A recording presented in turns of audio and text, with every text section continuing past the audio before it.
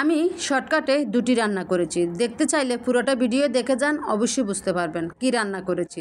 তো আমার কলেজের আপু ভাইয়েরা আপনারা কেমন আছেন? জানি আলহামদুলিল্লাহ ভালো আছেন। আমিও আলহামদুলিল্লাহ ভালো আছি, আল্লাহ পাক ভালো রেখেছেন। যাই হোক, তো শর্টকাটে কী রান্না করব, আজকে আমি বাজারে গিয়েছি। বাজারে যেয়ে 15 বাইলা মাছ আনলাম। আপনারা কি বলেন জানি না, আমি 15 বাইলা মাছ বলি, আমাদের চিটাঙ্গে 15 বাইলা মাছ বলে। এগুলো আনলাম। এগুলো কাটতে এত সময় লাগে না, শর্টকাটে কেটে ফেললাম মাছগুলো। ওগুলো দিয়ে আজকে পেঁয়াজগুলো দিছি কিন্তু ব্লেন্ডার করা। আবার বলবেন যে আপু এগুলো কী দিয়েছে, এগুলো পেঁয়াজ ব্লেন্ডার করে রেখে দিয়েছিলাম রোজার জন্য। কিন্তু আলহামদুলিল্লাহ এবার রোজাতে আমাদের পেঁয়াজের কোনো সংকট হয় নাই।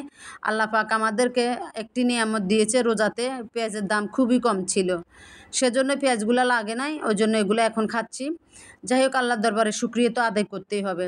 তো আমি মাছগুলো আজকে এভাবে বসে, আমি মাছগুলো এভাবে করে বসে। আর আপনারা যারা আছেন পুকুরের তেলাপিয়া মাছ খাওয়ার থেকে, আপনার পজেটের মাছ খাওয়ার থেকে চেষ্টা করবেন একটু আপনারা সমুদ্রের মাছ খাইতে, কারণ আমাদের শরীরে তো কোনো কিছুই নেই।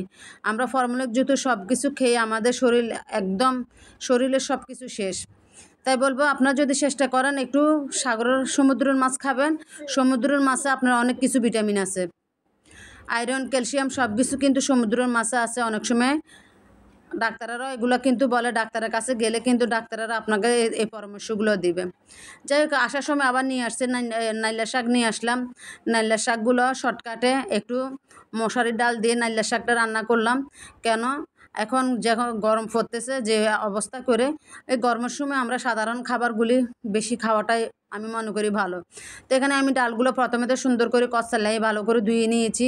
এখানে একটু টমেটো দিছি, কাঁচা রসুন দিই নেই, রসুন দিয়ে দিছি, কিন্তু দিছি মানে কুচি কুচি করে দিয়েছি, একটু ব্লেন্ডার করাও দিয়েছি, দুটাই দিয়েছি। তো আমি ডালটা এভাবে করে বসাই দিয়েছি, পরে আমি এটাতে বাগার দিব, ওর জন্য এভাবে করে বসিয়ে দিয়েছি।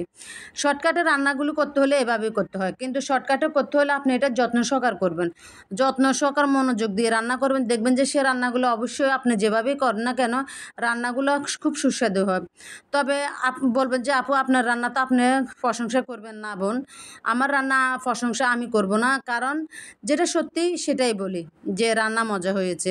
আমি আজকে অনেক দিন, এই রমজানের পরে থেকে আজকে অনেক দিন পরে আমি মানে তৃপ্তি সহকারে কয়েকটা ভাত খেয়েছি।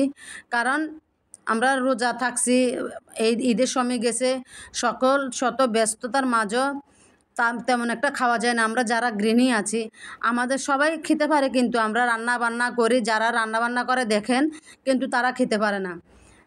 তো আমার ভিডিওটা শেষের দিকে, সবাই ভালো থাকবেন, আল্লাহ হাফেজ।